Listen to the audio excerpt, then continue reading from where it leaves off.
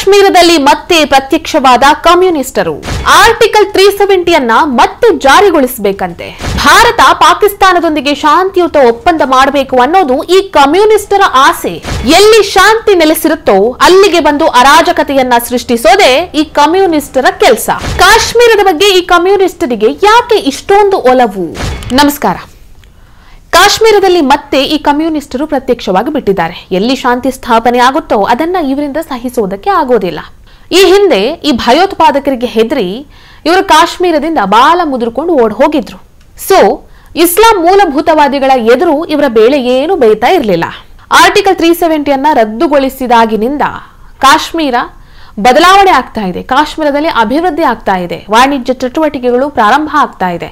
ಕಾಶ್ಮೀರ ಭಾರತದ ಬೇರೆ ರಾಜ್ಯಗಳ ಹಾಗೆ ಅಭಿವೃದ್ಧಿ ಪಥದತ್ತ ಸಾಗ್ತಾ ಇದೆ. ಈಗ ಇಲ್ಲಿ ಮತ್ತೆ ಕಮ್ಯುನಿಸ್ಟರು ಕಾಣಿಸ್ಕೊಂಡು ಬಿಟ್ಟಿದ್ದಾರೆ. ಎಲ್ಲಿ ಅಭಿವೃದ್ಧಿ ಆಗುತ್ತೋ, ಎಲ್ಲಿ ಶಾಂತಿ ಸ್ಥಾಪಿಸುತ್ತೋ ಅಲ್ಲಿಗೆ ಬಂದು ಅರಾಜಕತೆಯನ್ನ ಸೃಷ್ಟಿ ಮಾಡೋದೇ ಈ ಕಮ್ಯುನಿಸ್ಟರ ಕೆಲಸ. ಸೊ ನಿನ್ನೆ ಕಾಶ್ಮೀರದಲ್ಲಿ ಕಮ್ಯುನಿಸ್ಟ್ ಪಾರ್ಟಿಯ ವತಿಯಿಂದ ಒಂದು ಸಮಾವೇಶ ನಡೆಯಿತು.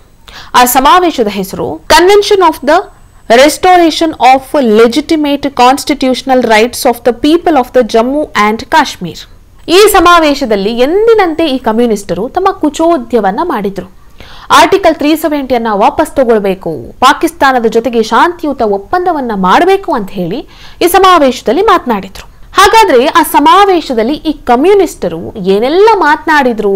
ಕಾರ್ಯಕ್ರಮದಲ್ಲಿ ಕಮ್ಯುನಿಸ್ಟ್ ಪಾರ್ಟಿಯ ಪ್ರಧಾನ ಕಾರ್ಯದರ್ಶಿ ಎಂ ಅಲೆಕ್ಸಾಂಡರ್ ಬೇಬಿ ಆರ್ಟಿಕಲ್ 370 ಅನ್ನ ರದ್ದುಗೊಳಿಸಿರೋದು ಇದು ಸಾಂವಿಧಾನಿಕ ತತ್ವಗಳಿಗೆ ಮಾಡಿರುವಂತಹ ಬಹಳ ದೊಡ್ಡ ದ್ರೋಹ ಅಂತ ಹೇಳಿದ್ರು. ಆರ್ಟಿಕಲ್ 370 ಅನ್ನ ಮತ್ತೆ ಜಾರಿಗೊಳಿಸಬೇಕು, ಪಾಕಿಸ್ತಾನದ ಜೊತೆಗೆ ಶಾಂತಿಯುತ ಒಪ್ಪಂದವನ್ನ ಮಾಡಬೇಕು ಅಂತ ಹೇಳಿದ್ರು. ಆಪರೇಷನ್ ಸಿಂಧೂರ್ ಸಮಯದಲ್ಲಿ ಪಾಕಿಸ್ತಾನದ ಶೆಲ್ ದಾಳಿಯಿಂದ ಹಾನಿಗೊಳಗಾಗಿರುವಂತಹ ಮನೆಗಳಿಗೆ ನಮ್ಮ ಸರ್ಕಾರ ಕೇವಲ 1.3 ಲಕ್ಷ ರೂಪಾಯಿಯನ್ನ ಮಾತ್ರ ನೀಡಿದೆ, ಪರಿಹಾರವನ್ನಾಗಿ ನೀಡಿದೆ. ಇದು ಬಹಳ ಸಣ್ಣ ಮೊತ್ತ ಅಂತ ಕೇಂದ್ರ ಸರ್ಕಾರವನ್ನ ಇವರು ವ್ಯಂಗ್ಯ ಮಾಡಿದ್ರು. ಭಯೋತ್ಪಾದನೆಯನ್ನ ಎದುರಿಸಬೇಕು, ಆದ್ರೆ ಇದಕ್ಕೆ ಯುದ್ಧ ಮಾತ್ರ ಪರಿಹಾರ ಅಲ್ಲ ಅಂತ ಹೇಳಿದ್ರು. ಕೇಂದ್ರ ಸರ್ಕಾರದತ್ತ ಬೊಟ್ಟು ಮಾಡಿ ಕಮ್ಯುನಿಸ್ಟ್ ಪಾರ್ಟಿಯ ಹಿರಿಯ ನಾಯಕ ಮೊಹಮ್ಮದ್ ಯೂಸುಫ್ ತಾರಿಗಾಮಿ ಕೇಂದ್ರ ಸರ್ಕಾರ ಜಮ್ಮು ಮತ್ತೆ ಕಾಶ್ಮೀರಕ್ಕೆ ಬಹಳ ತಾರತಮ್ಯವನ್ನ ಮಾಡ್ತಿದೆ, ಬೇರೆ ಕೇಂದ್ರಾಡಳಿತ ಪ್ರದೇಶಗಳನ್ನೆಲ್ಲ ಡೆವಲಪ್ ಮಾಡ್ತಾ ಇದೆ, ಜಮ್ಮು ಮತ್ತೆ ಕಾಶ್ಮೀರದತ್ತ ಗಮನವನ್ನೇ ಹರಿಸ್ತಾ ಇಲ್ಲ ಅಂತ ಹೇಳಿದ್ರು. ಇವರು ಹೇಳ್ತಾ ಇರುವ ಮಾತುಗಳನ್ನೆಲ್ಲ ಕೇಳ್ತಾ ಇದ್ರೆ ಈ ಕಮ್ಯುನಿಸ್ಟರಿಗೆ ಒಮ್ಮಿಂದೊಮ್ಮೆಲೆ ಜಮ್ಮು ಮತ್ತೆ ಕಾಶ್ಮೀರದ ಮೇಲೆ ಇದು ಯಾಕೆ ಅಷ್ಟೊಂದು ಒಲವು ಬಂತು ಅಂತ ಆಶ್ಚರ್ಯ ಆಗುತ್ತೆ. ಈ ಕಮ್ಯುನಿಸ್ಟರ ಜಾಯಮಾನನೇ ಎಷ್ಟು? ಒಟ್ಟಾರೆ ಇವರಿಗೆ ಯಾರು ನೆಮ್ಮದಿಯಿಂದ ಇರಬಾರ್ದು, ಎಲ್ಲೂ ಶಾಂತಿ ಸ್ಥಾಪನೆ ಆಗಬಾರ್ದು, ಎಲ್ಲೂ ಯಾವ ರೀತಿಯ ಅಭಿವೃದ್ಧಿ ಆಗಬಾರ್ದು. ಅಭಿವೃದ್ಧಿ ಆದ್ರೆ, ಶಾಂತಿ ಸ್ಥಾಪನೆ ಆದ್ರೆ ಇವರಿಗೆ ಸಹಿಸೋದಕ್ಕೆ ಆಗಲ್ಲ. ಇವರು ಈಗ ಮಾತ್ರ ಅಲ್ಲ, ಈ ಹಿಂದೆ ಕೂಡ ಇಂಥದ್ದೇ ಕೆಲಸಗಳನ್ನ ಮಾಡ್ಕೊಂಡು ಬಂದಿದ್ದಾರೆ. ಈ ಹಿಂದೆ ಇವರು ಏನ್ ಮಾಡಿದ್ರು ಅದನ್ನು ಹೇಳ್ತೀನಿ ಕೇಳಿ. ಈ ಕಮ್ಯುನಿಸ್ಟ್ ಪಾರ್ಟಿ ಬಂಗಾಳದಲ್ಲಿ ಹಿಂಸಾತ್ಮಕ ರಾಜಕೀಯಕ್ಕೆ ಬಹಳ ಪ್ರಸಿದ್ಧಿಯನ್ನ ಪಡೆದಿದೆ.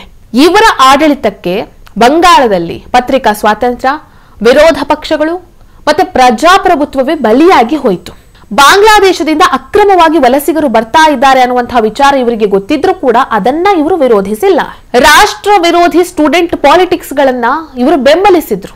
ವಿದ್ಯಾರ್ಥಿಗಳನ್ನ ಈ ಕಮ್ಯುನಿಸ್ಟ್ ಪಾರ್ಟಿ ಬಳಸಿಕೊಂಡ್ರು. ಈಗ ಕಾಶ್ಮೀರ ನಿಧಾನವಾಗಿ ಭಯೋತ್ಪಾದನೆಯಿಂದ, ರಾಜಕೀಯ ಕುತಂತ್ರದಿಂದ ಹೊರಕ್ಕೆ ಬರ್ತಾ ಇರುವಂತಹ ಸಂದರ್ಭದಲ್ಲಿ ಇವರು ಏನೇನೋ ಸಮಾವೇಶಗಳನ್ನ ಮಾಡಿಕೊಂಡು ಅಲ್ಲಿ ಇಂಥ ಹೇಳಿಕೆಗಳನ್ನ ನೀಡ್ತಾ ಇದ್ದಾರೆ. ಪಾಕಿಸ್ತಾನದೊಂದಿಗೆ ಶಾಂತಿಯುತ ಒಪ್ಪಂದ ಮಾಡಬೇಕು, ಆರ್ಟಿಕಲ್ 370 ಅನ್ನ ಮತ್ತೆ ಜಾರಿಗೆ ತರಬೇಕು, ಇಂಥ ಏನೇನೋ ಅಸಂಬದ್ಧ ಹೇಳಿಕೆಗಳನ್ನೆಲ್ಲ ನೀಡ್ತಾ ಇದ್ದಾರೆ. ಒಟ್ಟಾರೆಯಾಗಿ ಇಡೀ ದೇಶದಲ್ಲಿ ಇವರಿಗೆ ಯಾರು ನೆಮ್ಮದಿಯಲ್ಲಿ ಇರಬಾರದು. ಇವರು ಇದೇ ರೀತಿ ಮುಂದುವರಿಸಿಕೊಂಡು ಹೋದ್ರೆ ಮುಂಬರುವಂತಹ ದಿನಗಳಲ್ಲಿ ಇವರಿಗೆ ಜನರೇ ಸರಿಯಾದ ಪಾಠವನ್ನ ಕಲಿಸ್ತಾರೆ. ಈ ವಿಡಿಯೋ ನಿಮ್ಗೆ ಇಷ್ಟ ಆಗಿದ್ದಲ್ಲಿ ಲೈಕ್ ಮಾಡಿ, ಶೇರ್ ಮಾಡಿ, ಕಮೆಂಟ್ ಮಾಡಿ. ನೀವಿನ್ನೂ ನಮ್ಮ ಹೊಸದಿಗಂತ ಡಿಜಿಟಲ್ ಚಾನೆಲ್ ಅನ್ನ ಸಬ್ಸ್ಕ್ರೈಬ್ ಮಾಡಲಿಲ್ಲ ಅಂದ್ರೆ ದಯವಿಟ್ಟು ಸಬ್ಸ್ಕ್ರೈಬ್ ಮಾಡಿ. ಹೆಚ್ಚಿನ ಮಾಹಿತಿಗಾಗಿ ಪಕ್ಕದಲ್ಲಿರುವಂತಹ ಬೆಲ್ ಐಕನ್ ಅನ್ನ ಪ್ರೆಸ್ ಮಾಡಿ.